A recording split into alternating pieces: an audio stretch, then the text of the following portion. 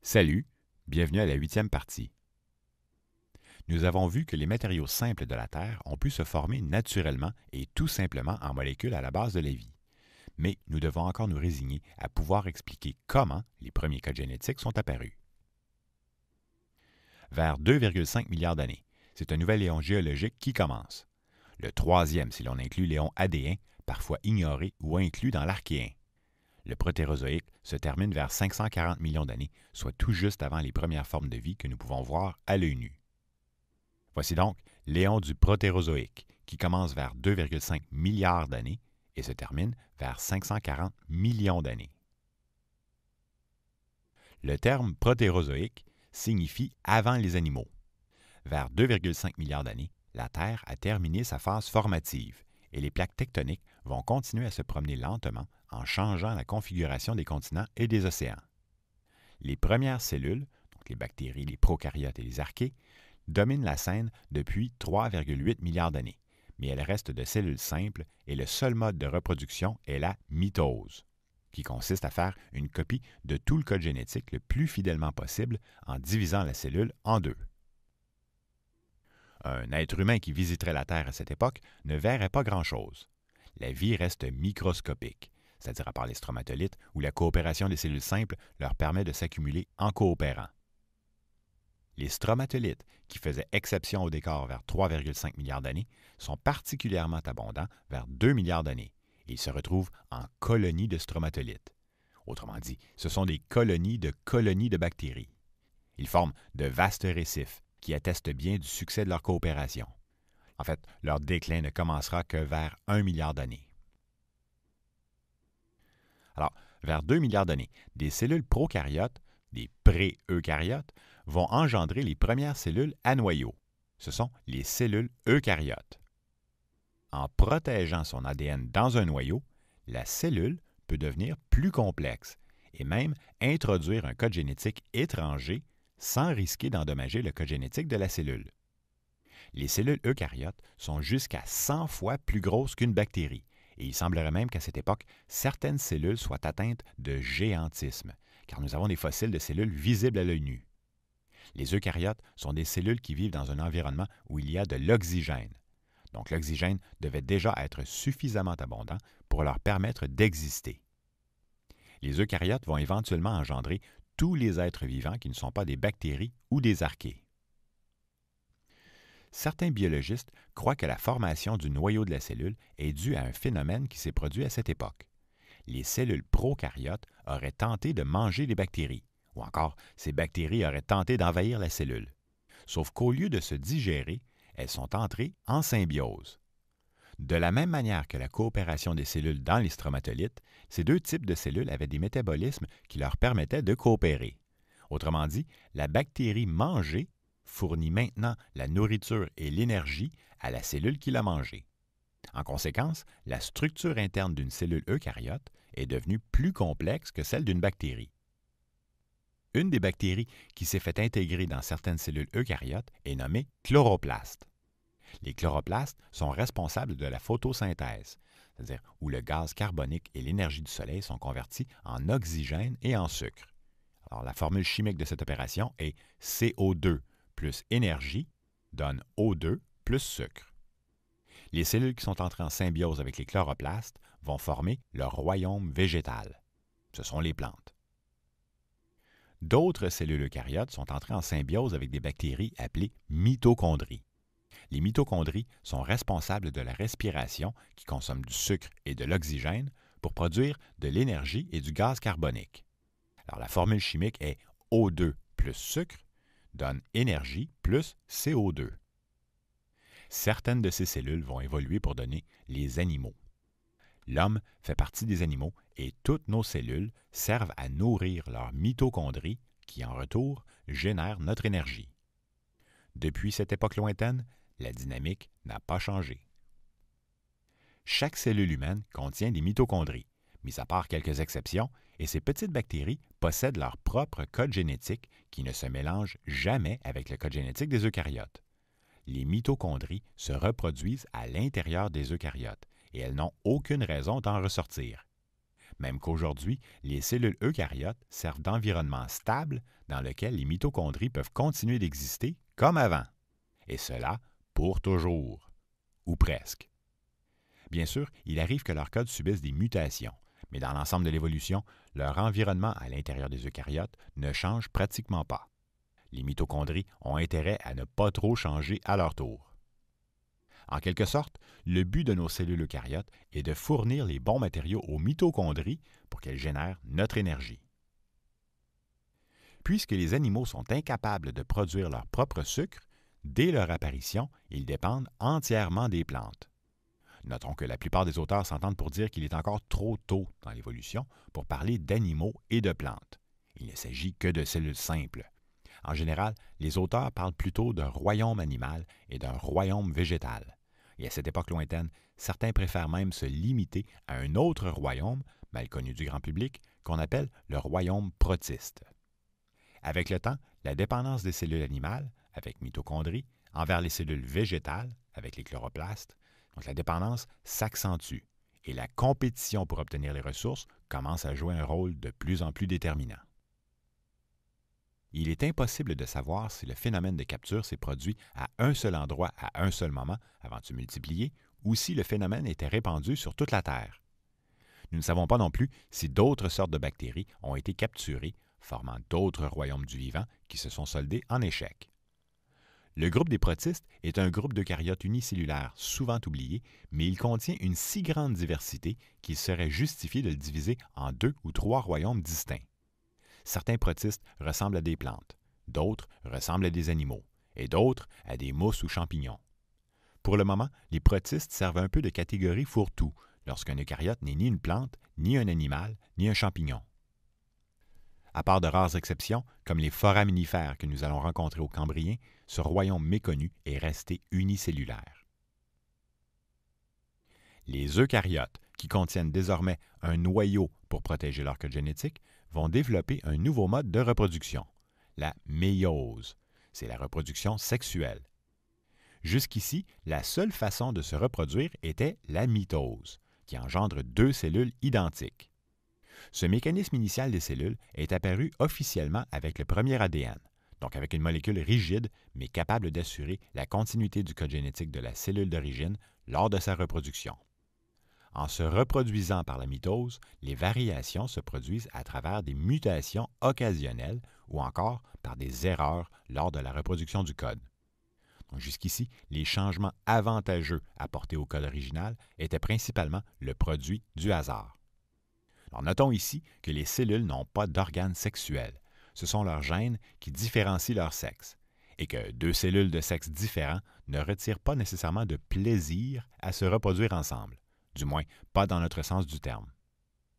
Les vraies cellules eucaryotes se distinguent en cellules mâles et cellules femelles, et lorsque 2 sexes différents se rencontrent, ils peuvent mélanger leur code génétique ensemble de sorte que les cellules engendrées sont différentes des cellules originales. C'est-à-dire que leur code génétique est une sélection aléatoire des gènes provenant de chacun des parents. La reproduction sexuelle est une véritable révolution, c'est-à-dire qu'elle permet d'échanger des gènes qui ont fait leurs preuves, en quelque sorte, et elle augmente considérablement la diversité des codes génétiques dans la nature. Bien sûr, le hasard joue encore un rôle en déterminant quel gène ira à la génération suivante. Sauf que cette fois, le hasard doit composer avec des gènes ayant tous servi à la génération précédente avec succès, du moins avec succès jusqu'au moment de la reproduction. À partir de maintenant, la diversité n'est plus le produit de mutations aléatoires à l'intérieur d'une seule lignée. Dorénavant, une cellule contenant un code génétique différent aura la possibilité de le partager avec d'autres cellules, permettant aux gènes de se mêler aux nouvelles cellules et d'augmenter la variété à chaque nouvelle génération. Peu après le début de la reproduction sexuée, vers approximativement 1,8 milliard d'années, se produit un nouveau bond évolutif important. Des petits êtres microscopiques, mais formant un organisme multicellulaire, apparaissent enfin. Les premiers êtres multicellulaires dans les fossiles seraient des sortes d'algues bleu-vertes. Bon, le mieux que nous pouvons dire est que leurs fossiles sont difficiles à détecter, mais que nous sommes en présence, dès cette époque, d'organismes qui ressemblent aux algues bleu-vertes actuelles. Certains biologistes disent qu'on peut dès lors parler d'un monde végétal, mais ils hésitent toujours à parler d'un monde animal, encore très simple et impossible à identifier dans les fossiles. Les organismes multicellulaires ne sont plus une simple coopération entre cellules complémentaires. Ce sont des cellules d'un même type, qui se spécialisent en fonction de leur rôle à l'intérieur de l'organisme. Ces fameuses algues dites bleu-vertes, qui produisent leur propre nourriture, restent très simples et n'ont pas de squelette ni aucune partie solide. Nous avons trouvé des traces de cratères imposants datant du Protérozoïque, mais la complexité de la vie que nous rencontrons à cette époque implique que les bombardements de météorites étaient déjà beaucoup moins fréquents que pendant l'Archéen. Pendant ce temps, les masses continentales continuent leur déplacement. Et il est possible, entre 1,6 milliard et 1 milliard d'années, que ces masses continentales se soient assemblées en sorte de supercontinents. Bon, les seuls vrais producteurs sont les plantes. Elles sont capables d'utiliser l'énergie du soleil pour convertir les matériaux bruts de leur environnement en nourriture.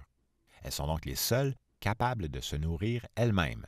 On dit qu'elles sont autotrophes. Les animaux ne peuvent pas produire leur nourriture. Ils sont dits hétérotrophes. Ce sont les plantes qui produisent l'oxygène et les sucres consommés par les animaux. Et tous les animaux ont dû apprendre à se déplacer pour récolter le sucre et les autres produits fabriqués par les plantes, ou alors manger d'autres animaux. Les champignons, eux, ressemblent plus aux animaux qu'aux plantes, parce qu'ils ne produisent pas leur propre nourriture non plus. Les champignons et les mousses se sont spécialisés dans le recyclage d'organismes vivants, si on veut. Donc, ils reconvertissent les molécules pour qu'elles soient réutilisables à nouveau par des plantes ou des animaux. C'est ainsi que serait apparue la première pyramide écologique entre les producteurs et les consommateurs. Très rapidement, les trois royaumes eucaryotes du vivant, donc les plantes, les animaux et les champignons, vont développer des interdépendances.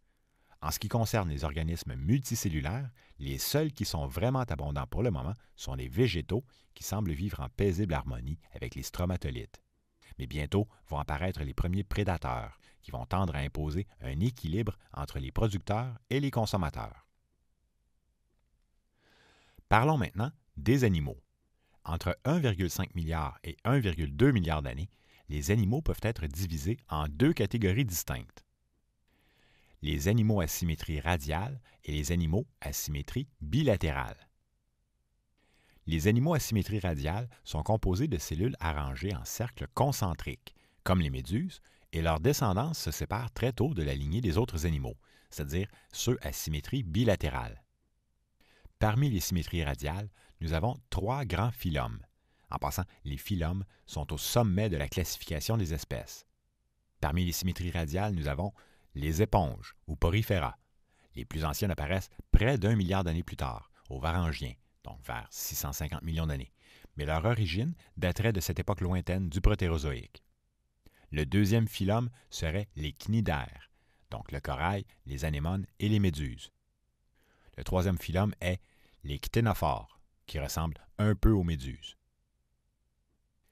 Il semble que les animaux à symétrie radiale aient plus de facilité à grossir parce que les premiers animaux visibles à l'œil nu, mis à part la faune bizarre de l'édiacariens qui apparaîtra bientôt, seront des sortes de méduses. Aujourd'hui, les méduses utilisent une sorte de venin pour paralyser leur proie, et il est fort possible que la fabrication des premiers poisons ait commencé assez tôt dans l'évolution des animaux. Maintenant, les organismes à symétrie bilatérale ont un corps dont un côté est le reflet de l'autre. Par exemple, le côté droit d'un être humain est le miroir de son côté gauche. Avant 1 milliard d'années, il est impossible de diviser les animaux plus loin à cause de leur taille microscopique et à cause de notre difficulté à identifier leur forme dans les fossiles. Et c'est pour cette raison que les spécialistes hésitent encore à décrire les catégories d'animaux avant une certaine époque. En revanche, s'il faut choisir un moment pour distinguer les organismes radiaux des organismes bilatéraux, il faut placer cette date au beau milieu du Protérozoïque. Nous avons encore beaucoup de difficultés à détecter les fossiles du Protérozoïque, qui durent jusque vers 540 millions d'années. Mais nous savons aujourd'hui que cette période est en fait à la base de toute la diversité des espèces qui vont laisser d'innombrables fossiles au Cambrien, qui commencera vers 540 millions d'années, soit tout juste après le Protérozoïque. Pour le moment, les formes de vie sont trop molles pour laisser des empreintes qui leur ressemblent. Sans oublier qu'un même organisme pourrait laisser des empreintes totalement différentes les unes des autres. Tout ce que nous pouvons conclure en observant les fossiles est qu'il semble exister des animaux multicellulaires mous, sans pouvoir conclure sur leur diversité. Autour de 900 millions d'années, il existe des cellules simples, les Schuaria, dont la taille approche 1 cm de diamètre, ce qui est gigantesque pour une cellule. Les échanges de gènes initiés par la reproduction sexuelle ont certainement engendré plusieurs espèces de cellules très bizarres. Jusqu'à la fin de l'éon du Protérozoïque, il importe peu de diviser les époques en sous-époques, mais juste avant la fin du Protérozoïque, nous commençons à trouver plus de fossiles et nous avons un peu plus d'informations sur les espèces. Le Protérozoïque se termine par 2 périodes où le décor commence à changer. La période du Cryogénien, qui doit son nom à une période glaciaire, déjà, est divisée à son tour en sous-périodes.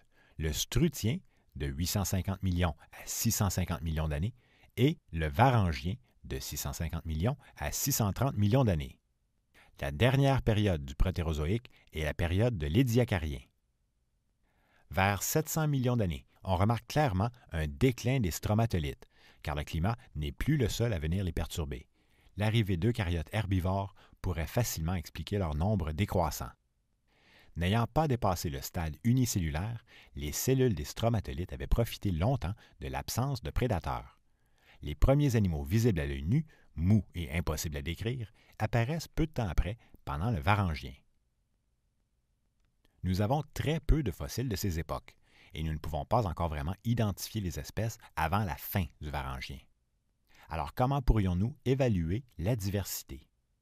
Pourtant, l'incroyable diversité qui apparaît immédiatement après l'éon du Protérozoïque ne doit-elle pas nécessairement avoir ses origines au Protérozoïque? Sans doute, car il serait naïf de croire que toutes les familles d'animaux sont apparues simultanément à la dernière minute. Malheureusement pour nous, ces animaux ne nous auront laissé que quelques empreintes difformes. Il semble y avoir une extinction à la fin du Varangien, c'est-à-dire que les empreintes disparaissent, et elle serait suivie d'une explosion de la diversité d'êtres multicellulaires.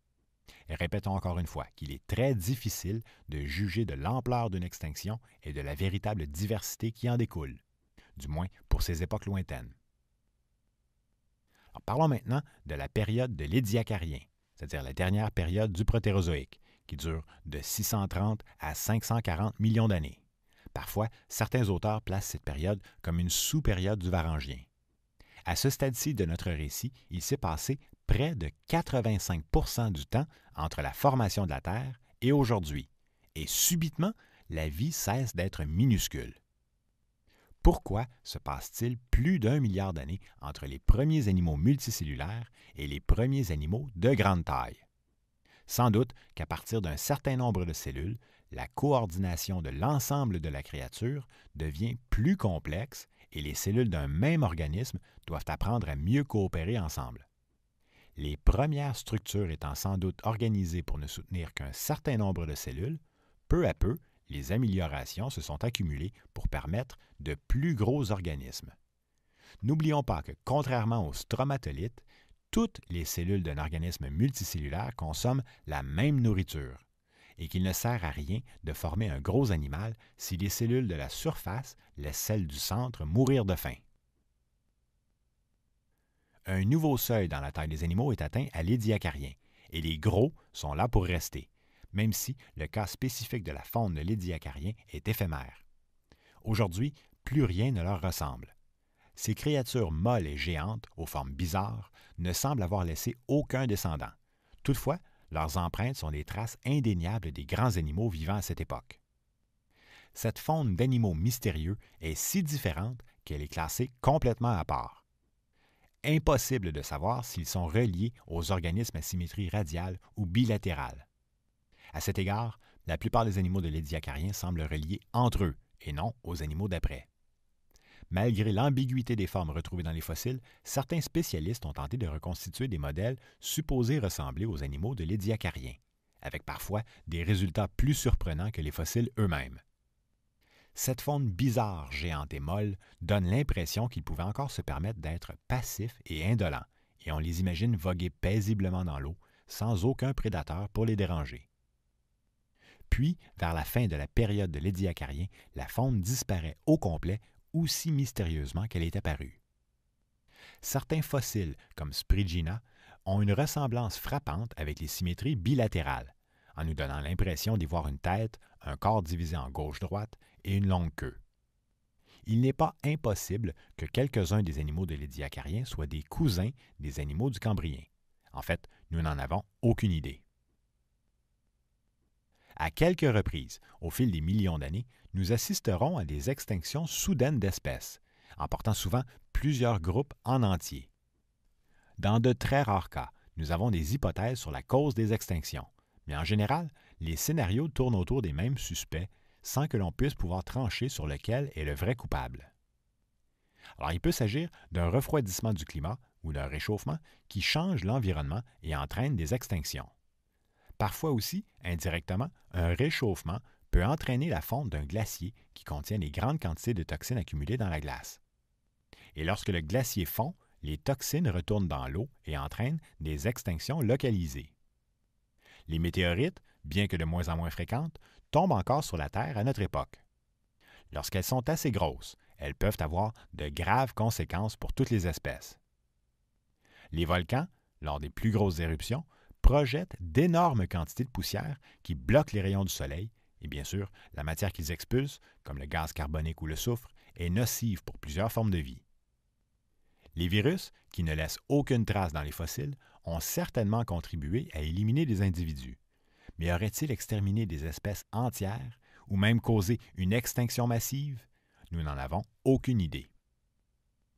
Il existe aussi d'autres possibilités, comme par exemple des rayons cosmiques qui proviendraient d'une supernova à proximité, mais nous n'avons encore trouvé aucune trace d'un tel événement.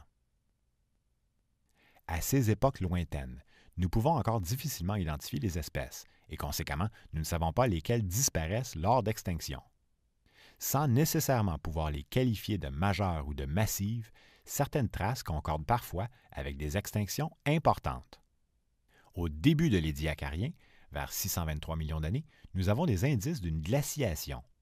Puis, au milieu de la période, vers 591 millions d'années, un impact de météorite pourrait être responsable d'une autre extinction.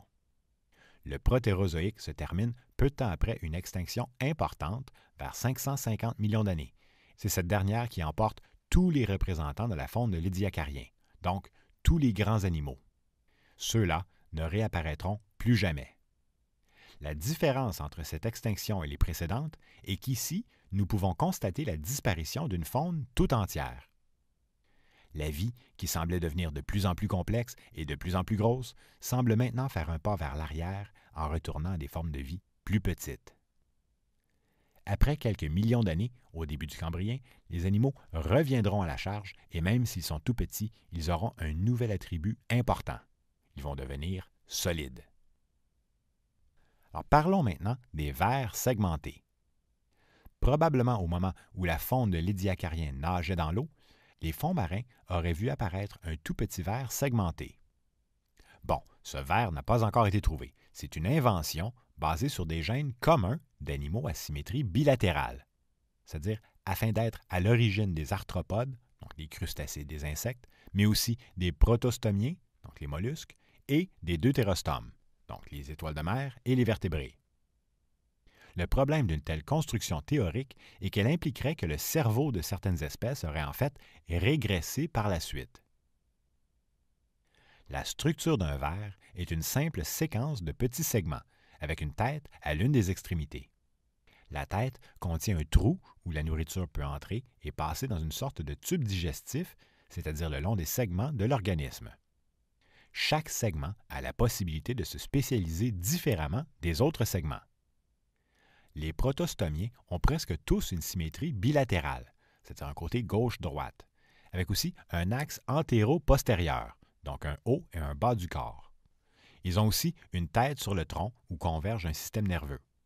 Ils ont une ouverture vers l'avant et un tube digestif complet qui aboutit à un anus où les déchets sont expulsés. les protostomiens engendrent les vrais vers segmentés autour de 590 millions d'années. Ensuite, les mollusques, donc les palourdes, les pieuvres et les escargots, autour de 585 millions d'années, et les arthropodes, donc les trilobites, les crustacés, les araignées, les scorpions et éventuellement les futurs insectes, vers 575 millions d'années. Les brachiopodes, qu'on pourrait méprendre pour des mollusques, ne semblent apparaître qu'au Cambrien, et leur classification est parfois parmi les protostomiens, parfois parmi les deutérostomes. Pour le moment, les deutérostomes développent discrètement leurs segments et passent inaperçus dans les fossiles. Autour de 560 millions d'années, les méduses, à symétrie radiale, deviennent abondantes. Elles n'ont pas de sang, n'ont qu'un système nerveux primitif et n'étaient probablement pas l'espèce la plus originale dans la mer. Juste avant que le Protérozoïque se termine, se produit une extinction majeure où toute la faune de l'Édiacarien disparaît. Il ne restera que les autres animaux, restés petits jusque-là, car ici, tous les spécialistes s'entendent sur une chose. L'incroyable diversité qui apparaît subitement au Cambrien est due à l'apparition d'ossatures, de coquilles et de carapaces. Et chacune de ces spécialisations prend du temps à développer. Le système nerveux est un réseau de cellules qui communiquent entre elles. Quels signaux envoie-t-elle? Lorsqu'une cellule est stimulée par un objet pointu, par exemple, elle envoie un pouls à sa voisine qui retransmet aussitôt le message à son autre voisine et ainsi de suite d'un bout à l'autre de l'organisme.